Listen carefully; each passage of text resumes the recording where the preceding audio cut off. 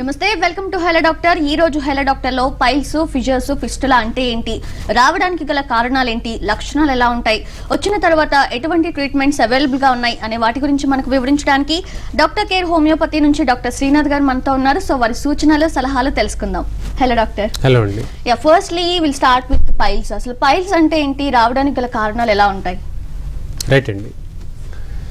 జీర్ణాశయ లక్షణాలు బాగా ముదిరినప్పుడు ఏర్పడేటువంటి లక్షణాల్లో పైల్స్ లక్షణం గురించి చెప్పుకోవచ్చు. ప్రధానంగా దీనికి ఎక్కువ కాలంగా గ్యాస్ట్రిక్ లక్షణాలు, గ్యాస్ట్రిక్ ఇబ్బందులు తలెత్తి మలబద్ధకానికి దారితీస్తూ మోషన్ ఫ్రీగా లేకపోవడం అనేది ఎక్కువ కాలంగా వేధిస్తూ ఉంటే వచ్చేటువంటి లక్షణాన్ని హెమరాయిడ్స్ లేదా పైల్స్ అనేటువంటి లక్షణంగా మనం చెప్పుకోవచ్చు. సాధారణంగా కాళ్ళలో ఉండేటువంటి నరాలు వాపుకు గురవుతూ ఉంటాయి. ఎక్కువసేపు నిలబడి ఉండేటువంటి వ్యక్తులకు కాళ్ళ భాగంలో వాపులు గురవడము, నరాలు ఉబ్బెత్తుగా మారడం లాంటివి జరుగుతూ ఉంటాయి. దీన్ని వారికోస్ వెయిన్స్ అంటాము. సేమ్ ఇలాంటి లక్షణమే మలద్వారం దగ్గర ఏర్పడినప్పుడు దాన్ని పైల్స్ అనేటువంటి లక్షణంగా చెప్తాము. అంటే మలద్వారం దగ్గర ఉండేటువంటి రక్తనాళాలు ఉబ్బెత్తుగా మారితే దాన్ని పైల్స్ లక్షణంగా చెప్తూ ఉంటాము. సహజంగా కొంత ఏజ్ ప్రోగ్రెస్ అయిన కొద్దీ చేతుల్లో కానీ పాదాల్లో కూడా రక్తనాళాలు ఉబ్బెత్తుగా మారుతాయి. ఈ విధంగా మోషన్కి వెళ్ళే భాగం దగ్గర రక్తనాళాలు ఉబ్బెత్తుగా మారి చిట్లి బ్లీడింగ్ అవ్వడము, నొప్పి, దురద, మంట, పగుళ్ళు ఏర్పడడం లాంటి లక్షణాలు అధికంగా ఉంటే హెమరాయిడ్స్లో స్టేజెస్ అనేవి ఉంటాయి. మొదటి 3 దశలుగా మనం చెప్పుకోవచ్చు. వీటిలో కూడా primary piles and secondary piles అని అంటాము. ప్రైమరీ పైల్స్లో పెద్దగా నొప్పి ఏదీ ఉండదు, కేవలం మోషన్కి వెళ్ళినప్పుడు కొంత బ్లీడింగ్ మాత్రమే అయ్యే అవకాశం ఉంటుంది. ఇకపోతే సెకండరీ పైల్స్లో ఎక్కువగా నొప్పి, రక్తస్రావము, విపరీతమైనటువంటి మంట, దురద లాంటి లక్షణాలు ఉంటాయి. చాలామందిలో మోషన్కి పాస్ చేసి వచ్చిన తర్వాత కూడా నొప్పి ఎక్కువసేపు, అంటే 1 గంట సేపు కూడా నొప్పి వేధిస్తూ ఉంటుంది ఆ భాగం దగ్గర. సో కూర్చునేందుకు ఇబ్బంది, డ్రైవింగ్ చేసేందుకు ఇబ్బంది, రోజువారీ పనులు చేసుకునేందుకు ఇబ్బందికరంగా మారుతూ ఉంటుంది. ఇవన్నీ కూడా సెకండరీ పైల్స్ లక్షణాలుగా మనం చెప్పుకోవచ్చు. సో ఆ స్టేజ్ని బట్టి హోమియోపతి మందులు వాడినట్లయితే చాలా చక్కగా ఇలాంటి సర్జరీ మార్గం లేకుండా కూడా పూర్తిగా తగ్గించుకునే అవకాశం ఉంటుంది. ఓకే, అంటే ఈ పైల్స్లో ఇప్పుడు మీరు ఏవైతే సిమ్టమ్స్, లక్షణాలు చెప్పారో అవి ఏ స్టేజ్లో బయటపడతాయి అంటారు? అంటే పేషెంట్ ఎలా డయాగ్నోస్ చేసుకుంటారు నాకు పైల్స్ ఉంది అని చెప్పి? రైట్ అండి. సో దీర్ఘకాలికంగా కడుపు ఉబ్బరంగా ఉంటుంది, పొట్ట లావుగా ఉంటుంది, ఉబ్బెత్తుగా ఉంటుంది, మోషన్ ఫ్రీగా రావట్లేదు అంటే దీర్ఘకాలికం అంటే సుమారుగా 3 నెలలుగా, 2 నుంచి 3 నెలలుగా మోషన్ ఫ్రీగా లేదు అనేటువంటి లక్షణాన్ని కాన్స్టిపేషన్ లక్షణంగా చెప్పుకోవచ్చు. దీన్నే మనం తెలుగులో మలబద్ధకం అనేటువంటి లక్షణంగా చెప్పుకుంటాము. సో ఫుడ్ టైంకి తీసుకోకపోయినా, శరీరానికి నీటి శాతం తగ్గినా కూడా ఈ మలబద్ధకం అనేది ఏర్పడుతుంది. అలాగే తీసుకునేటువంటి ఆహారంలో పీచు పదార్థాలు కాస్త తక్కువగా తీసుకున్నా, అంటే ఫైబర్ కంటెంట్ అయినటువంటివి క్యారెట్స్ కావచ్చు, మునగాకు కావచ్చు, ఆకుకూరలు కావచ్చు, ఇవన్నీ బాగా తక్కువగా తీసుకున్నా కూడా పేగుల యొక్క కదలికలు సక్రమంగా జరగవు. వీటిని పెరిస్టాల్సిస్ మూమెంట్స్ అంటాము. సో ఈ పేగుల కదలికలు సక్రమంగా జరగకపోవడం మూలంగా మలబద్ధకం ఏర్పడుతూ ఉంటుంది. కొందరు చెప్తూ ఉంటారు, డాక్టర్ గారు పేగులు శబ్దం చేస్తున్నాయి, ఆ సౌండ్ మాకు వినిపిస్తుంది అని చెప్తూ ఉంటారు. ఫాస్టింగ్ ఉండేటువంటి వ్యక్తుల్లో, అలాగే శరీరానికి సంబంధించి నీటి శాతం బాగా తగ్గినప్పుడు, సహజంగా ఒక రోజులో ఒక వ్యక్తి వయసులో యవ్వనంలో ఉన్నటువంటి వ్యక్తి సుమారుగా 3 నుంచి 5 లీటర్ల వరకు వాటర్ తీసుకోవాలి. అంతకంటే తక్కువగా తీసుకున్నప్పుడు పేగుల్లో ఈ శబ్దాలు ఏర్పడుతూ ఉంటాయి. వీటిని బార్బోరిగ్మి సౌండ్స్ అని అంటుంటాము. సో ఈ సౌండ్స్ వల్ల ఏంటంటే పేగుల యొక్క కదలికలు సక్రమంగా ఉన్నాయి అనేందుకు సూచన. ఎప్పుడైతే ఆ శబ్దాలు సరిగ్గా రావట్లేదు అంటే అది ఒక అనారోగ్య లక్షణంగా మనం భావించుకోవచ్చు. ఇతర రుగ్మతలైనటువంటి లివర్, గ్యాస్ట్రిక్ లక్షణాలన్నీ కూడా ఈ మలద్వారానికి సంబంధించినటువంటి పైల్స్ కావచ్చు లేదా ఫిషర్ అనేటువంటి లక్షణానికి దారితీసే ప్రమాదం ఏర్పడుతుంది. ఓకే, ఫిషర్స్ అంటే ఏంటి డాక్టర్? అంటే పైల్స్కి ఫిషర్స్కి ఉన్న రిలేషన్ ఉంటుందా? రైట్ అండి. చాలామందిలో మోషన్ పాస్ చేసినప్పుడు బ్లడ్ వస్తుంది, నొప్పి ఏర్పడుతుంది అనగానే పైల్స్ లక్షణంగా భావిస్తూ ఉంటారు. కానీ చిన్న వ్యత్యాసం అనేది ఉంటుంది. పైల్స్ లక్షణంలో నొప్పి అధికంగా ఉండడము, మంట అధికంగా ఉండడము, బ్లీడింగ్ అనేది కంటిన్యూస్గా ఉంటుంది. అంటే చల్లినట్టుగా బ్లడ్ పడేటువంటి లక్షణాన్ని పైల్స్ లక్షణంగా చెప్పుకోవచ్చు. ఇకపోతే ఫిషర్ అనేది సన్నటి చీలిక. చలికాలంలో పెదవుల చివర్లు ఏ విధంగా అయితే పగులుతాయో అలాగే మలద్వారం దగ్గర పగిలినటువంటి సన్నటి చీలికను ఫిషర్ ఇన్ యానో అనే లక్షణంగా చెప్తుంటాము. ఇవి పెద్దగా మెడికేషన్ లేకుండానే సుమారుగా 90% మందిలో ఫిషర్ లక్షణం తగ్గుతుంది. దీర్ఘకాలికంగా మందులు చాలా వాడుతున్నారు, ఎగ్జాంపుల్ డయాబెటీస్ కావచ్చు, థైరాయిడ్ కావచ్చు, ఇలా ఎక్కువ మందులు వాడుతూ ఉండేటువంటి వ్యక్తులకు కాన్స్టిపేషన్ ఎక్కువగా ఏర్పడి ఈ ఫిషర్ లక్షణానికి దారితీసే ప్రమాదం ఉంటుంది. ఓకే, అంటే ఇప్పుడు కాన్స్టిపేషన్ ఉంటుంది నాకు రెగ్యులర్ గా అని కనుక పేషెంట్ వస్తే దానికి సంబంధించి ఉన్న ట్రీట్మెంట్ ఉంటుందంటారా? అంటే ఫర్దర్లీ ఇలా ట్రాన్స్ఫర్ అవ్వకుండా పైల్స్ వీటిలోకి. రైట్ అండి. సో మలబద్ధకం లక్షణం అనేది కాంప్లికేట్ కాకుండా చిన్న బేసిక్ దశలోనే నివారించే అవకాశాలు ఎక్కువగా ఉంటాయి. ప్రధానంగా వయసుగా బేస్ చేసుకొని మెడిసిన్స్ అనేవి ఉంటాయి. చిన్న మెడిసిన్స్ అయినటువంటి హోమియో మెడిసిన్స్ ఉంటాయి, నాక్స్వామికా, ఇలాంటి చిన్న చిన్న మెడిసిన్స్ చాలామంది రెగ్యులర్గా వాడేసుకుంటుంటారు. ఎలా అయితే జ్వరానికి పారాసిటమాల్ లాంటి మాత్ర వాడుతుంటారో ఆ విధంగా కూడా చాలామంది వాడుతూ ఉంటారు. ఈ లక్షణంతో ఉండేటువంటి వ్యక్తులకు ప్రధానంగా ఎక్కువగా వేధించే కారణం, అంటే ఏ కారణం చేత తిరగబడుతుందంటే ఊబకాయం వల్ల. సో స్థూలకాయం, బరువు ఎక్కువగా ఉండే వ్యక్తులకు ఇది బాగా వేధిస్తూ ఉంటుంది. ఉండాల్సిన బరువు కంటే సుమారుగా 10 కిలోల బరువు ఎక్కువగా ఉన్నప్పుడు ఖచ్చితంగా ఈ పైల్స్ లక్షణం కావచ్చు లేదా ఫిషర్ అనేటువంటి లక్షణం వేధిస్తూ ఉంటుంది. సో హైట్కి తగ్గట్టుగా బరువు ఉండకపోవడము, అధికంగా బరువు ఉండేందుకు కొన్ని కారణాలు మనం చెప్పుకుంటే డయాబెటీస్ వల్ల కానీ, థైరాయిడ్ డిజార్డర్స్లో కానీ, అలాగే మహిళల్లో చూసినట్లయితే గర్భసంచిలో చిన్నపాటి కణితులు ఏర్పడుతూ ఉంటాయి.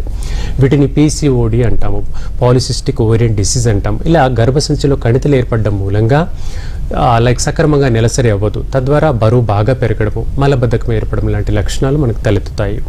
ఇది కాకుండా ఇంకో కారణం అంటే ప్రెగ్నెన్సీ సమయంలో కూడా మలబద్ధకం తలెత్తే ప్రమాదం ఉంటుంది. సహజంగా ఒక ప్రెగ్నెంట్ లేడీ సుమారుగా 7 నుంచి 10 కిలోల వరకు బరువు పెరగాలి ప్రెగ్నెన్సీ మొత్తంగా.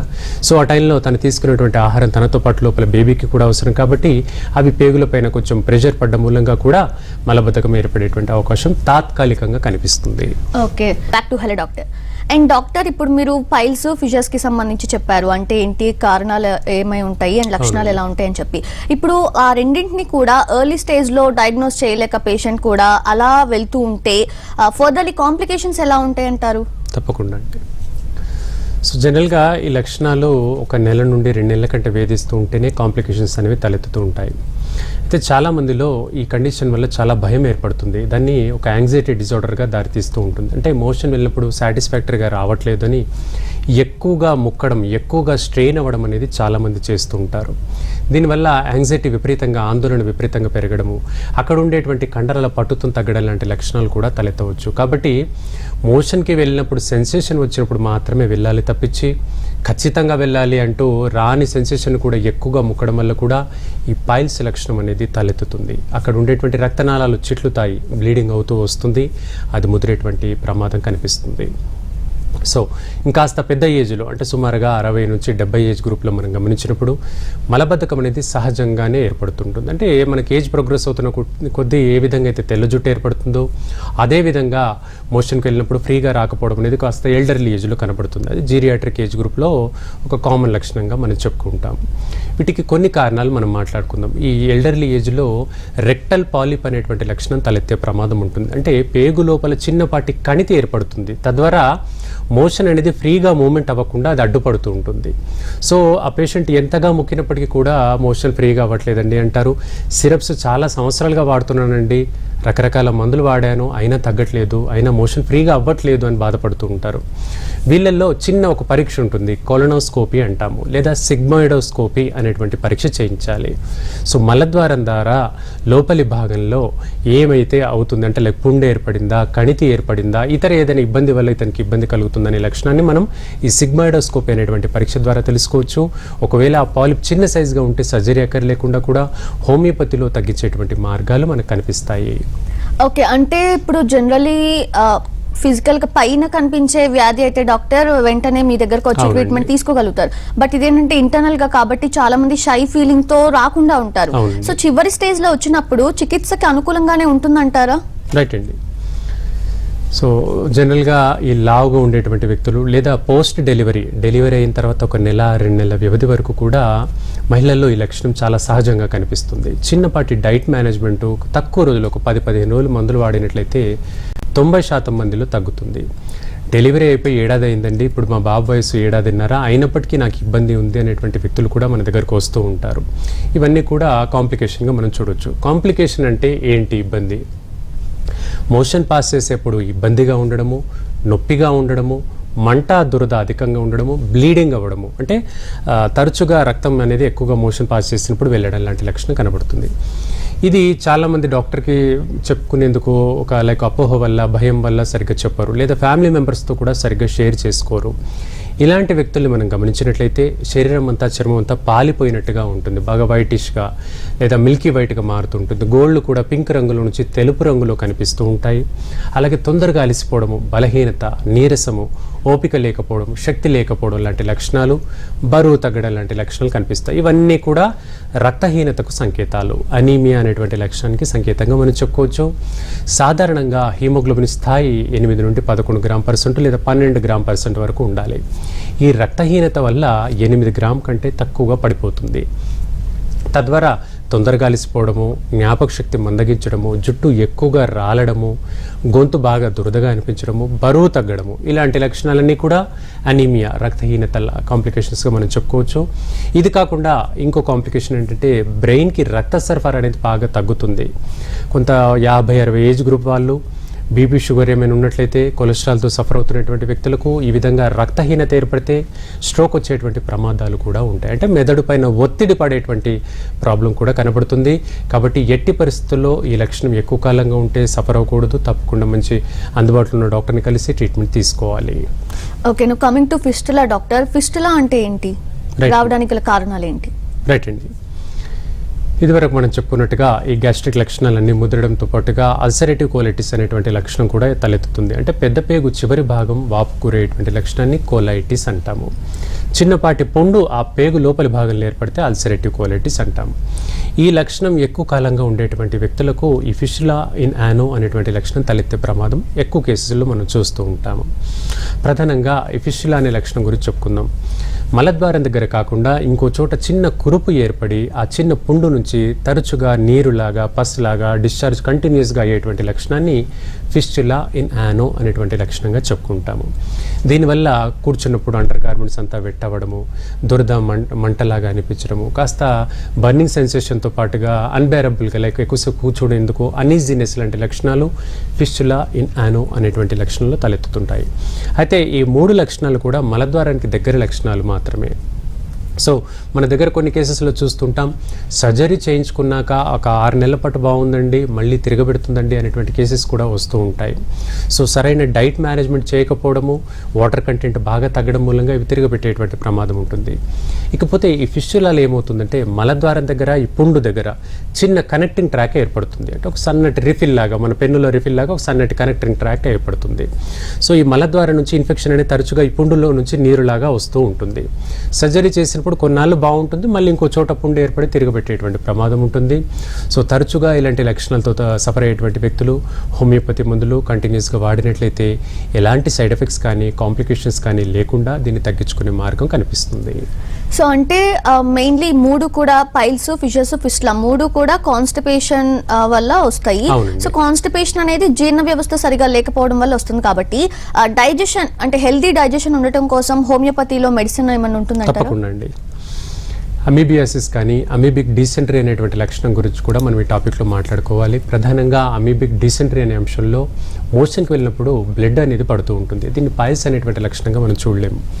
10 సంవత్సరాలలోపు పిల్లల్లో కూడా మోషన్కి వెళ్ళినప్పుడు బ్లీడింగ్ అవుతుందంటే దాన్ని అమీబిక్ డీసెంట్రీ అనేటువంటి లక్షణంగా చెప్పుకోవచ్చు. అలాగే మోషన్ వెళ్ళినప్పుడు విపరీతమైన కడుపు నొప్పితో పిల్లలు పాస్ చేస్తూ ఉంటారు. సుమారుగా 7-8 సంవత్సరాల పిల్లల్లో కూడా ఈ లక్షణం కనిపిస్తూ ఉంటుంది. సో ఇది ఒక రకమైనటువంటి పారాసైటిక్ ఇన్ఫెక్షన్గా మనం చెప్పుకోవచ్చు, అమీబిక్ డీసెంట్రీ అంటారు. అదే డయేరియా లక్షణంలో నీళ్ళ విరోచనాలు ఎక్కువగా అవుతాయి డయేరియా అని. మోషన్తో పాటు బ్లడ్ పడుతున్నట్లయితే డిసెంట్రీ అనేటువంటి లక్షణంగా మనం తలెత్తుంది. సో చిన్న పిల్లల్లో ఈ లక్షణం వస్తున్నా కూడా మనము దీన్ని అశ్రద్ధ చేయకూడదు, రెగ్యులర్గా మందులు వాడాలి.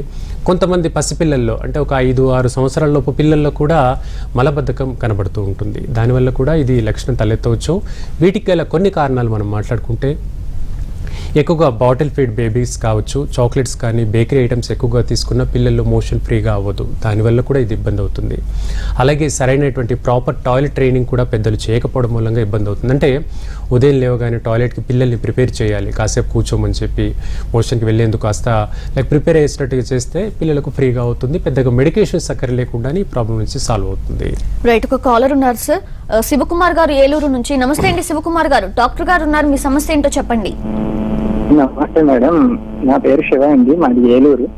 రైట్ అండి, శివ గారు చెప్పండి. నా వయసు 32 సంవత్సరాలండి.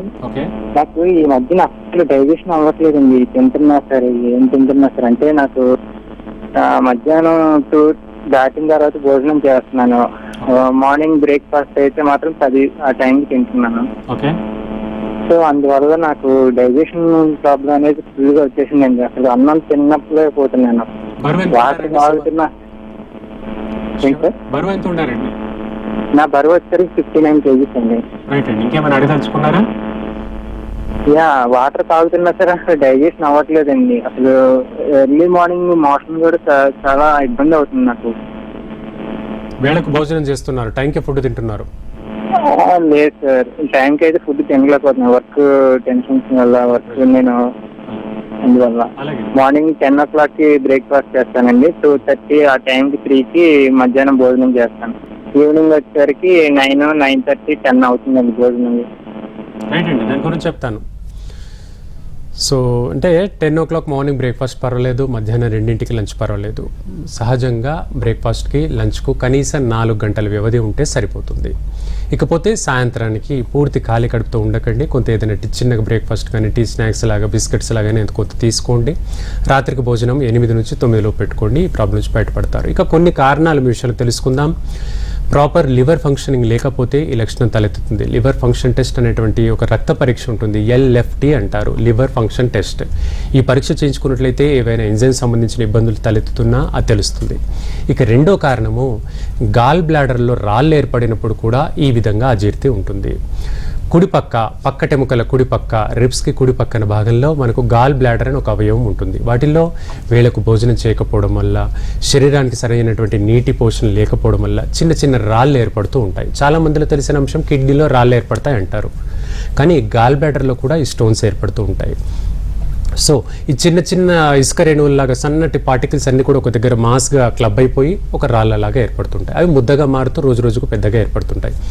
దానివల్ల కూడా ఆకలి మందగించడము, మోషన్ ఫ్రీగా ఉండకపోవడము, లేదా తీసుకున్నటువంటి ఆహారం సరిగ్గా జీర్ణం అవ్వట్లేదు. చాలామంది మన దగ్గరకు వచ్చి కేసెస్లు చెప్తుంటారు, తేన్పులు అధికంగా వస్తున్నాయండి, నోట్లో పుల్లగా నీళ్లు ఊరుతున్నాయి, తీసుకున్న రైస్ కూడా బయటికి నోట్లో నుంచి కంప్లీట్గా వస్తుంది అనేటువంటి లక్షణాలు కూడా చెప్తూ ఉంటారు. సో ఇది గాల్ బ్లాడర్ స్టోన్ వల్ల కూడా తలెత్తే అవకాశం ఉంటుంది. ఒకసారి డాక్టర్ గారిని కలవండి, లేదా హోమియోలో ఒకసారి సంప్రదించండి, తప్పకుండా తగ్గుతుంది. Right, hello doctor. And doctor, ఇప్పుడు ఈ పైల్స్, ఫిషర్స్, ఫిస్టులాకి సంబంధించి హోమియోపతిలో ఎటువంటి ట్రీట్మెంట్స్ అవైలబుల్గా ఉన్నాయి? రైట్ అండి. సో ఈ లక్షణాలు ఎక్కువగా ఎవరిని వేధిస్తూ ఉంటాయి, ఏ విధంగా కాంప్లికేట్ అవుతాయి, ఒకవేళ కాంప్లికేట్ అయ్యి ముదిరిన తర్వాత కూడా వచ్చినప్పుడు ఎలాంటి స్కోప్ ఉంటుంది, హోమియోపతిలో మనం చాలా విషయాలు తెలుసుకున్నాం. ఇంకా కొన్ని కారణాలు మిగిలి ఉన్నాయి. వీటిల్లో అల్సరేటివ్ కోలైటిస్ గురించి మనం మాట్లాడుకుంటాం. కొందరు యాంగ్జైటీకి లోన్ అవ్వడం మూలంగా, అంటే డిప్రెషన్ కానీ, షిజోఫ్రీనియా కానీ, ఏవైనా కొన్ని మానసిక సమస్యలతో తలెత్తుతున్నటువంటి వ్యక్తులు దీర్ఘకాలికంగా కొన్ని మందులు వాడుతూ ఉంటారు. వీటి వల్ల మోషన్కి వెళ్ళినప్పుడు సాటిస్ఫాక్టరీగా లేదండి అంటూ ఆ భాగం దగ్గర తరచుగా స్క్రాచ్ చేయడం లాంటిది కూడా మనకు కనబడుతూ ఉంటుంది. సో ఆ భాగం దగ్గర తరచుగా స్క్రాచ్ చేయడం వల్ల కూడా బ్లీడింగ్ ఏర్పడుతుంది. అంటే అక్కడ చర్మం అంతా ఒరిపిడికి గురయ్యి పై లేయర్ అంతా పోవడం మూలంగా కూడా బ్లీడింగ్ అవుతుంది. దీన్ని వీళ్ళు పైల్స్ అనేటువంటి భావనగా కూడా భయపడుతూ ఉంటారు. సో సరైనటువంటి ఎగ్జామినేషన్, దీన్ని ప్రాక్టోస్కోపీ అంటారు. అంటే ఆ పరీక్ష ద్వారా మనం చిన్నగా నిర్ధారణ చేసుకోవచ్చు. అలాగే ఆ మలద్వారం దగ్గర కండరాలు, స్ఫింక్టర్స్ అంటాము, వాటి యొక్క పట్టుతో ఏమైనా తగ్గిందనే అంశం కూడా తెలుసుకోవాలి. దీనికి అనుగుణంగా మెడిసిన్స్ వాడినట్లయితే ఇవన్నీ కూడా పూర్తి స్థాయిలో అదుపులో ఉంటాయి. ఫర్దర్ కాంప్లికేట్ కాకుండా కూడా మనం నివారించుకోవచ్చు. అలాగే రక్తహీనత ఉండేటువంటి వ్యక్తులు హైలీ ప్రికాషన్స్గా ఉండాలి. ముఖ్యంగా రక్తహీనతకు సంబంధించి మాత్రలు వాడడం కానీ, సిరప్స్ కానీ రెగ్యులర్గా వాడుతున్నట్లయితే ఈ ప్రమాదాన్ని మనం నివారించుకోవచ్చు. రైట్, ఒక కాలర్ ఉన్నారు డాక్టర్, సన్నీ గారు సికింద్రాబాద్ నుంచి. నమస్తే అండి సన్నీ గారు, డాక్టర్ గారు ఉన్నారు, మీ సమస్య ఏంటో చెప్పండి. సార్ చెప్పండి. హలో సన్నీ గారు చెప్పండి, నేను వింటున్నాను, చెప్పండి. సార్, ఇది నాకు మోషన్ లో బ్లీడింగ్ అవుతుందండి. ఓకే. అది ఎవ్రీ ఇయర్ నాకు సమ్మర్ నుంచి ఈ సీజన్ వచ్చే టైంలో ఒక 1 month అలాగా అయ్యేది లైట్ గా.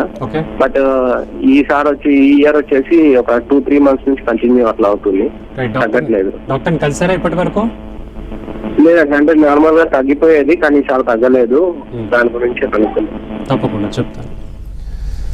సో మనం కాల్స్ ఏవి తీసుకోకముందు మాట్లాడుకున్నాం, చాలామంది హెసిటేట్ అవుతుంటారు డాక్టర్ని కలిసేందుకు. సో అపోహ వల్ల, భయం వల్ల వెంటనే కలవరు, ఎక్స్ప్రెస్ చేయరు, అది కాంప్లికేషన్కి దారితీస్తుందని మాట్లాడుకున్నాం. మనకి బెస్ట్ కాలర్ ఉన్నారు. ఇప్పుడు 3 నెలలుగా ఈ ప్రాబ్లం ఉంది కానీ డాక్టర్ని అప్రోచ్ అవ్వలేదు. ఎట్టి పరిస్థితుల్లో అలా చేయకూడదండి. అరౌండ్ 25 to 30 ఏజ్ గ్రూప్ దాటిన తర్వాత ఈ విధంగా 2-3 నెలలుగా బ్లీడింగ్ అవుతుందంటే చాలా కాంప్లికేషన్స్ అవుతూ ఉంటాయి. ఎట్టి పరిస్థితుల్లో అలా చేయకండి. ఇకపోతే మీ విషయంలో ఒక చిన్న బేసిక్ డిఫరెన్స్ని మీరు గుర్తుంచుకోవాలి. పైల్స్ లక్షణం అయితే బాగా చల్లినట్టుగా బ్లడ్ పడుతుంది. ఫిషర్ అంటే సన్నటి చీలిక లాంటిది అయితే మాత్రము, మలద్వారం దగ్గర సన్నటి చీలిక అయితే మాత్రం ఫ్యూ డ్రాప్స్, కొన్ని బొట్లుగా బ్లడ్ కొన్ని డ్రాప్స్ మాత్రమే పడుతుంది. ఎక్కువగా చల్లినట్లయితే పైల్స్ లక్షణము, కేవలం కొన్ని డ్రాప్స్గా మాత్రమే అయితే అది ఫిషర్ అనేటువంటి లక్షణంగా చెప్పుకోవచ్చు. ఫిషర్ లక్షణం పెద్దగా ప్రమాదం లేకుండానే వారం 10 రోజుల్లో తగ్గుతుంది. పైల్స్కి మాత్రం కొంతకాలం పాటు మందులు వాడాల్సిన అవసరం ఉంటుంది. హోమియోపతి డాక్టర్ మీకు అందుబాటులో ఉంటే ఒకసారి సంప్రదించండి, తప్పకుండా తగ్గుతుంది. అండ్ డాక్టర్, వ్యాధికి ట్రీట్మెంట్ తీసుకునే ముందైనా సరే పేషెంట్ సైడ్ కాంట్రిబ్యూషన్ కూడా ఉండాలి. సో మీరు ఎటువంటి సజెషన్స్ ఇస్తారు ఆఫ్టర్ ట్రీట్మెంట్? రైట్ అండి. సో మెడిసిన్స్ ఎటువంటి వాడుతున్నప్పటికీ కూడా కొన్ని జాగ్రత్తలు ఖచ్చితంగా తీసుకోవాలి. ప్రధానంగా నీటి శాతం సుమారుగా 3 to 5 లీటర్స్ వరకు వాటర్ ఉండాలి. వారానికి కనీసం 2 సార్లైనా ఫైబర్ కంటెంట్ ఉండేటువంటి క్యారెట్స్ కావచ్చు, బీట్రూట్ కావచ్చు, గోరుచిక్కుడు కావచ్చు, లేదా లీఫీ వెజిటబుల్స్ ఏవైనా కానివ్వండి, వారానికి కనీసం 2 సార్లు తీసుకోవాలి. అలాగే తీసుకునేటువంటి ఆహారంలో మజ్జిగ కానీ పెరుగు రూపంలో తీసుకున్నా కూడా పేగుల యొక్క కదలికలు బాగుంటాయి. పేగుల లోపల ఉండేటువంటి కొన్ని బ్యాక్టీరియాను చంపేందుకు పెరుగు లోపల ఉండేటువంటివి, మజ్జిగ లోపల ఉండే బ్యాక్టీరియా హెల్ప్ఫుల్గా ఉంటుంది. సో దీనివల్ల తీసుకునేటువంటి ఆహారం తొందరగా జీర్ణమవుతుంది. ఇకపోతే మలబద్ధకానికి ఇంకో కారణం ఏంటంటే రాత్రి సమయంలో భోజనంలో పెరుగు అధికంగా తీసుకోవడం వల్ల కూడా స్లగ్గిష్గా డైజెషన్ అవుతుంది, అంటే డైజెషన్ ప్రాపర్గా అవ్వదు. దానివల్ల కూడా ఇబ్బంది తలెత్తుతుంది. కాబట్టి ఇలాంటి ఐటమ్స్ని మధ్యాహ్నం పూట తీసుకోవడము ఇలాంటివి కొంచెం మార్పు చేర్పులు చేసుకుంటూ ఉండాలి. అలాగే నిద్ర సరిగ్గా లేకపోయినా కూడా కాన్స్టిపేషన్ తలెత్తుతుంది. సుమారుగా ఒక హెల్దీ పర్సన్, ఒక మిడిల్ ఏజ్లో, ఇదివరకు మిడిల్ ఏజ్ అంటే 30-35 సంవత్సరాలు టైం చెప్పేవాళ్ళం. ఇప్పుడు అంతకంటే తక్కువ టైమే మిడిల్ ఏజ్ అంటున్నాం, ఎందుకంటే లైఫ్ స్పాన్ బాగా తగ్గుతుంది మనిషి కాబట్టి. సో అరౌండ్ 30 ఏజ్ గ్రూప్లో మనకు నిద్ర కనీసం 4 to 6 అవర్స్ మంచి నిద్ర పట్టాలి, సౌండ్ స్లీప్ ఉండాలి. అంతకు మించి తక్కువగా అంటే 2 గంటలే బాగా నిద్రపడుతుందండి, అంతకు మించి పట్టట్లేదు అంటే కూడా ఇది మలబద్ధకానికి ఇంకో కాంప్లికేషన్కి దారితీస్తుంది. దానివల్ల కంటి కింది భాగంలో అంతగా కూడా బ్లాకిష్గా మారడము, రక్తహీనత తలెత్తడము, కాన్సన్ట్రేషన్, మెమరీ తగ్గడం కూడా మనం చూస్తూ ఉంటాం. పోషకాహార లోపం వల్ల కూడా నిద్ర సరిగా పట్టదు. ముఖ్యంగా విటమిన్ B6 కానివ్వండి, B12 లోపం ఉన్నటువంటి వ్యక్తుల్లో కూడా నిద్ర సరిగా పట్టదు. చర్మ సమస్యలు అధికమవుతూ ఉంటాయి, దురద అధికమవుతూ వస్తుంది. అందుకే డాక్టర్ గారు ఏ గ్యాస్ట్రిక్ ప్రాబ్లం ఉన్నా, జ్వరం ఉన్నా చివరిలో ఒక మల్టీవిటమిన్ మాత్ర రాస్తారు. అంటే డెఫిషియన్సీ ఏదైనా ఉంటే సరి చేసేందుకు డాక్టర్ గారు మాత్ర 10 రోజులు మల్టీవిటమిన్ వాడండి అని చెప్తూ ఉంటారు. దానివల్ల అది బ్యాలెన్స్ చేసేందుకు సరిపోతుంటుంది. సో ఇవన్నీ వ్యక్తిగతంగా కొంత గమనిస్తూ డాక్టర్ గారు చెప్పినటువంటి సలహాలు పాటిస్తూ మందులు వాడుకుంటే ఇవన్నీ కూడా పూర్తి స్థాయిలో అదుపులో ఉంటాయి. ఫర్దర్ కాంప్లికేషన్ కూడా మనం తగ్గించుకోవచ్చు. ఓకే, సో మీరు ప్రిస్క్రైబ్ చేసినట్లు, మీరు చెప్పినట్లు ఫుడ్ డైట్ లో అలాగే లైఫ్ స్టైల్ లో చేంజెస్ చేసుకుంటే కొంత హెల్ప్ ఉంటుంది. And doctor, as of you చెప్పండి, డాక్టర్ కేర్ హోమియోపతిలో ఇటువంటి కేసెస్ కి సంబంధించి రికవరీ రేట్ ఎలా ఉంది? తప్పకుండా అండి. సో ఈ లక్షణాలు, అలాగే అమీబిక్ అబ్సెస్ కావచ్చు, అమీబిక్ అల్సర్స్ కావచ్చు, IBS లక్షణాలు, ఇవన్నీ గ్యాస్ట్రిక్ నుంచి మొదలుకొని అంటే జీర్ణ వ్యవస్థలో నోటి పూత, నాలిక భాగంలో, నోటి లోపలి భాగంలో ఏర్పడేటువంటి పుండ్లు ఆఫ్థస్ అల్సర్స్ అంటారు. ఇలా నోటి భాగం నుంచి మొదలుకొని మలద్వారం వరకు ఏర్పడేటువంటి లక్షణాలన్నీ కూడా GIT డిజార్డర్స్ అంటారు. గ్యాస్ట్రో ఇంటెస్టైనల్ డిజార్డర్స్గా మనం చెప్పుకుంటాం. సో ఈ నోటి పూత వేరే లక్షణంగా, మలద్వారం దగ్గర వేరే లక్షణంగా మనం చూడొద్దు. మోషన్ ఫ్రీగా లేనప్పుడు నోట్లో నోటిపూత ఏర్పడుతుంది, అంటే నాలుక భాగంలో చిన్న చిన్న పుండ్లు ఏర్పడడం జరుగుతుంది. శరీరంలో వేడి శాతం ఎక్కువైనప్పుడు, నీటి శాతం తగ్గినప్పుడు నోటిపూత ఏర్పడుతుంది. సో దీనికి ప్రత్యేకించి బి కాంప్లెక్స్ కానీ, రిబోఫ్లేవిన్ లాంటి మాత్రలు కానీ, లిక్విడ్స్ కానీ తీసుకుంటూ సపోర్టివ్గా బ్యాలెన్స్ చేయాలి. అలాగే కొంతమందిలో ఆల్కహాల్ అలవాటు ఎక్కువ కాలంగా ఉంటే లివర్ డ్యామేజ్ అయ్యేటువంటి అవకాశాలు ఉంటాయి. దానివల్ల కూడా ఇది మలబద్ధకం తలెత్తుతూ ఉంటుంది. లివర్ సిర్రోసిస్ కావచ్చు, అమీబిక్ సిర్రోసిస్ కావచ్చు, ఇలాంటి లక్షణాలు కూడా ఇబ్బందికరంగా ఉంటుంది. ఈ వ్యక్తులకు కుడి పక్క భాగంలో అంటే రైట్ సైడ్ పక్కటెముకల భాగంలో విపరీతంగా నొప్పి, పడుకున్నప్పుడు కూడా నొప్పి, అటుపక్క తిరిగి కుడిపక్క తిరిగి పడుకున్నప్పుడు నొప్పి, ఫుడ్ తీసుకున్నా వాటర్ తీసుకున్నా కూడా వామిటింగ్ సెన్సేషన్ లాంటి లక్షణాలన్నీ కూడా తలెత్తుంటాయి. సో ఇవన్నీ మనకు సూచన, అంటే పైల్స్ లక్షణం బిగిన్ అయ్యేందుకు, గ్యాస్ట్రిక్ లక్షణాలు బిగిన్ అయ్యేందుకు ఒక సూచనగా మనం గమనించుకోవాలి వ్యక్తిగతంగా. సో ఆ లక్షణాలు 15 రోజులకు మించి ఉంటే మాత్రం డాక్టర్ గారికి తప్పకుండా కలవాలి. ఓకే. అండ్ డాక్టర్, కొన్ని డిసీజెస్ ఉన్న వాళ్ళని కొన్ని ట్రీట్మెంట్స్ కి దూరంగా ఉండండి అని చెప్తూ ఉంటారు కదా, సో అలా చూసుకుంటే ఈ పైల్స్, ఫిషస్, ఫిస్టులా ట్రీట్మెంట్ కోసం ఎవరైనా దూరంగా ఉండాలి అని ఏమన్నా ఉందంటారా? ఏమైనా ఇతర డిసీజెస్ ఏమన్నా ఉంటే? రైట్ అండి. సో ఇది లైక్ కంటాజియస్ డిసీజ్గా మాత్రం చెప్పుకోలేము, ఒకరి నుంచి ఒకరికి ఎట్టి పరిస్థితుల్లో స్ప్రెడ్ అవ్వదు. డైట్ మేనేజ్మెంట్ సక్రమంగా ఉంటే ఎలాంటి ఎపిడమిక్ కానీ కంటాజియస్ డిసీజ్గా ఇదేమీ మారదు. ఆ వ్యక్తులు వాడినటువంటి వాష్రూమ్స్ కానీ పాత్రలు కానీ ఎటువంటి వాడినా కూడా ఇది ఎటువంటి ఇన్ఫెక్షన్కి దారితీయదు. వ్యక్తిగత జాగ్రత్తలు, సరైన డాక్టర్ దగ్గర పర్యవేక్షణలు, మంచి మందులు వాడినట్లయితే ఈ 3 సమస్యలు కూడా సర్జరీ అక్కర్లేకుండా తగ్గించుకోవచ్చు. ఈవెన్ పిల్లల్లో వచ్చేటువంటి గ్యాస్ట్రిక్ డిజార్డర్స్ కూడా మంచి మెడిసిన్స్ హోమియోలో ఉంటాయి. రీసెంట్గా మన దగ్గరకు వచ్చే కేసెస్లో ఒక వ్యక్తి కంప్లీట్గా ఎక్కిళ్లతో బాధపడుతూ వస్తున్నారు. సుమారుగా 4-5 నెలల నుండి ఎక్కిళ్ళు వస్తున్నాయి డాక్టర్ గారు, తగ్గట్లేదు అంటున్నారు. ఇవన్నీ కూడా గ్యాస్ట్రిక్ డిజార్డర్స్కి బిగినింగ్ స్టేజెస్లో మనం గమనిస్తూ ఉంటాము. Right, thank you doctor Srinath గారు. ఈరోజు డాక్టర్ కేర్ హోమియోపతి నుంచి మా స్టూడియోకి వచ్చి ఈ పైల్స్, ఫిషస్, ఫిష్లాకి సంబంధించి ఎంతో వాల్యుబుల్ ఇన్ఫర్మేషన్ అలాగే అవేర్నెస్ ని కల్పించారు వ్యూయర్స్ కి. So thanks for that doctor. Yeah right, ఇది ఇవాల్టి hello doctor. Keep watching NTV. నమస్తే.